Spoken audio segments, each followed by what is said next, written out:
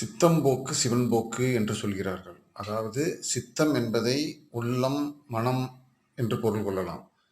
அவ்வாறு முழு அர்ப்பணிப்போடு எந்த ஒரு காரியத்தையும் செய்யும்போது சிவன் நம்மிடையே குடிகொள்கிறான். அதாவது ஞானம் பரிபூரணமாகவும், கர்ம யோகம் பரிபூரணமாகவும், பக்தியும் முழுமையாகவும் நம்மிடையே வந்து அடைகிறது.